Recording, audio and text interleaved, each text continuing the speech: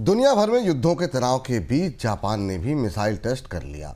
बाहरी ताकतों से अपनी सुरक्षा को ध्यान में रखते हुए जापान ने पहली बार अपनी धरती पर जमीन से समुद्र में जहाज़ों को मार गिराने के लिए मिसाइल टेस्टिंग की है। पहले जापान इस तरह की टेस्टिंग अमेरिका या ऑस्ट्रेलिया के बेस पर करता था। सर, जापान की ये टेस्टिंग किस तरीके की है और इसको इतनी तरजीह, इतनी इम्पोर्टेंस क्यों दी जा रही है?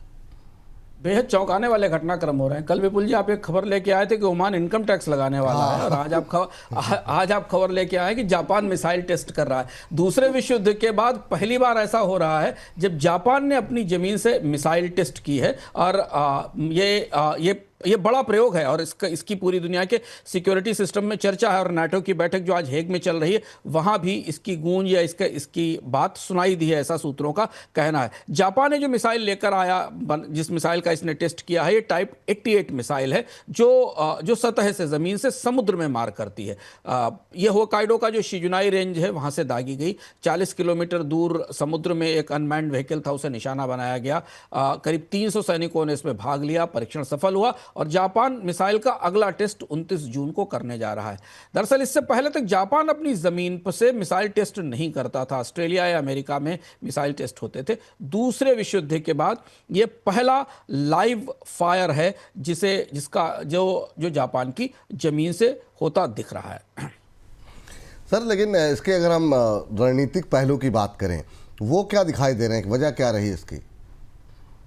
विपुल, आप बोनस के दर्शकों को याद होगा कि 3-4 हफ्ते पहले हमने पूरी दुनिया में हथियारों की नई होड़ पर एक अर्थम में विस्तार से चर्चा की थी, और उसमें हमने बताया था कि जैसे जैसे अमेरिका दुनिया की सुरक्षा की जिम्मेदारियों से अपने को दूर कर रहा है, डोनाल्ड ट्रंप जो कोशिश कर रहे हैं, वैसे ही दुनिया में हथियारों की नई होड़ शुरू हो रही है। और दुनिया के तमाम देश अपना नया निवेश हथियारों पर कर रहे हैं।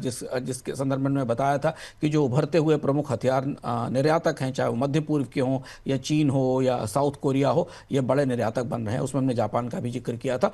जापान की ने इस मिसाइल के टेस्ट को रणनीतिक रूप से कई जगह निशाने पर रखा है, और इस पर और ये इसका एक रणनीतिक महत्व है। चीन की नौसैनिक गतिविधियां जापान के आसपास लगातार बढ़ रही हैं। 2022 में जापान ने जो अपनी राष्ट्रीय सुरक्षा नीति जारी की थी, उसमें चीन को सबसे बड़ा खतरा बताया था।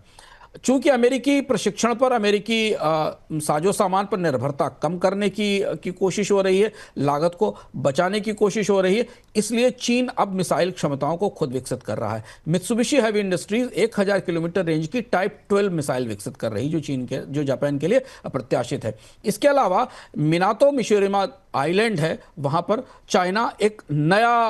जापान एक नया मिसाइल रेंज बनाने की तैयारी कर रहा है। प्रीएम्प्टिव स्ट्राइक विकल्प वाली टॉम हॉक जैसी मिसाइलें बनाने की बात हो रही है, ताकि उत्तर कोरिया और चीन की मिसाइलों का सामना किया जा सके, क्योंकि जापान के दोनों तरफ चुनौतियां, नॉर्थ कोरिया आक्रामक है और जापान खतरे की जद में है, और चीन के साथ तो जापान के रिश्ते पुराने तौर पर खराब हैं। हालांकि जापान की जनता के लिए, जापान की संस्कृति के लिए ये थोड़ा अप्रत्याशित है, और इसलिए होकाइडो में जहां से ये मिसाइल टेस्ट हुई, वहां इसका विरोध भी हुआ है। लेकिन जापान के इस मिसाइल को देखते हुए अब ये चिंता यह है कि चीन इस इलाके में और रूस इस इलाके में, रूस अपनी सीमा पर और चीन अपनी सीमा में, जापान की सीमाओं के आसपास अपने गश्त और अभ्यास बढ़ा सकता है।